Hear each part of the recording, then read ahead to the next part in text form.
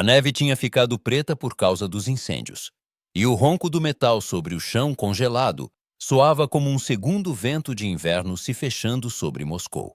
Por meses, o avanço alemão provou o sabor da vitória. Colunas relâmpago, vilarejos devastados pelo ataque relâmpago, trens despejando prisioneiros e equipamentos. No final de 1941, a Wehrmacht mirava a própria cidade, confiante de que o inverno seria um incômodo, não um inimigo. O que o avanço alemão encontrou, em vez disso, foram carcaças de aço que não se comportavam como os tanques que esperavam.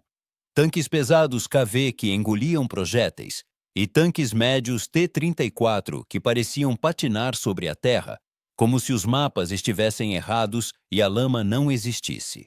O fio condutor aqui é simples e direto. Não foram apenas o aço ou os números que pararam o relógio alemão, foram máquinas pensadas para o longo inverno russo junto de tripulações que aprenderam a enfrentar o frio e a surpresa com a mesma ferocidade. A primeira vez que um pelotão alemão deu de cara com um KV foi um problema de aritmética cruel. Aquilo não eram tratores de blindagem fina que as tripulações alemãs foram treinadas para achar e flanquear. Era um novo tipo de obstáculo. Blindagem espessa o bastante para suportar a maioria dos canhões alemães a distâncias normais. Um soldado de infantaria, pego a céu aberto, só sentia o calor dentro do tanque se sobrevivesse. Muitos não sobreviveram. O KV fez algo que a doutrina alemã não conseguiu absorver de imediato. Transformou assaltos frontais em empreitadas pírricas. Essa realidade mudou o cálculo operacional de um jeito que nenhum briefing conseguiria. Comandantes que tinham planejado avanços de 10 quilômetros agora precisavam contar com 20 minutos, depois com 1 hora, e com o fato sombrio de que um único KV podia bloquear uma estrada estreita por um dia. O T-34 era mais silencioso na sua revolução. À primeira vista, ele parecia quase modesto ao lado do KV, mas seu gênio estava nas linhas e no equilíbrio. A blindagem inclinada fazia os impactos ricochetearem. Esteiras largas espalhavam o peso do tanque sobre a terra congelada e sobre crostas recém-formadas de gelo. Isso permitia manobrar onde máquinas com esteiras mais estreitas tombavam de lado e morriam. Seu canhão de 57 milímetros não era monstruoso no papel, mas atirava com firmeza e com uma velocidade de boca maior do que a que muitas tripulações alemãs esperavam. Em termos mecânicos, o T-34 era rústico e tolerante, do jeito que combinava com a paisagem. Fácil de reparar no campo, tolerava combustível ruim e conseguia voltar à vida aos trancos depois de uma noite com os radiadores meio congelados. As tripulações aprenderam a enrolar cobertores molhados nas partes expostas, a despejar vodka nas linhas do carburador para impedir que a geada travasse as peças móveis, e a dormir no casco com o motor desligado para se manter aquecidas. Essas pequenas improvisações se multiplicaram em resistência operacional. Por trás dessas máquinas, fábricas nos Urais e além trabalhavam a todo vapor, não só por causa do projeto, mas por necessidade. As linhas de produção se moveram para o leste, e as fábricas bolcheviques aprenderam a simplificar, para que as máquinas pudessem ser mantidas na mão em vilas enlameadas ou em estradas cobertas de neve. Um fato pouco conhecido é que as lagartas largas do T-34 nasceram não por elegância, e sim por limitações da ferrovia. Os projetistas mantiveram a largura estreita o bastante para transportar em vagões com rapidez. Depois, empurraram os limites da mobilidade. Outra joia escondida. As torres do KV às vezes recebiam isolamento extra de rádio, pois o barulho do inverno russo não vinha só da artilharia.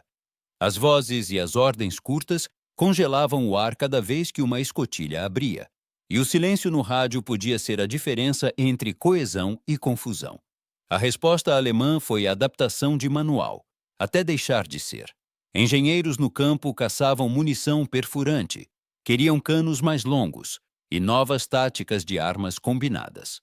Mas a Wehrmacht tinha limites logísticos. Seus canhões anticarro tinham longo alcance e eram precisos em terreno firme. Mas a lama e o gelo mudavam as linhas de visada. Criavam abrigos falsos, e quando um T-34 cruzava um topo, ninguém previa onde ele apareceria depois. Além disso, os alemães não contavam com a teimosia tática e a inovação das tripulações soviéticas. Um tenente em um T-34 que perdesse a mira principal colocava papel sobre as trincas da ótica, acendia uma vela dentro, esperava até o brilho revelar silhuetas através da geada no vidro. Esses pequenos atos eram um improviso técnico, eram armadura psicológica. A tripulação que aquecia os controles com vapor de chaleira tinha um tipo diferente de coragem. Diferente da tripulação que disparava tiros de festim no ar congelado. No meio daquele inverno, veio o momento em que projeto e vontade humana se entrelaçaram em um momento de eureka. Numa rodovia nos arredores de Moscou, um único KV e 2 T-34 enfrentaram um batalhão de panzers alemães que tentava fechar uma brecha. O KV, imóvel sobre uma ponte estreita, aguentou impactos diretos e se recusou a queimar. Os T-34 patinavam ao redor de valas congeladas, flanqueavam, miravam em esteiras e óticas. A confiança alemã se desfiou em fraqueza metódica, cada impacto que não imobilizava, cada hora com a ponte bloqueada. Dobrava o tempo contra o atacante.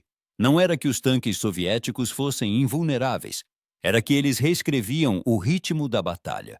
Quando os alemães enfim chamaram a artilharia, o KV estava queimado e frio. Mas a pausa que ele impôs permitiu que os reforços fechassem a brecha. Essa pausa foi a arma real. O impulso se perdeu. As colunas de suprimento pararam. E a moral que contava vitórias passou a contar perdas.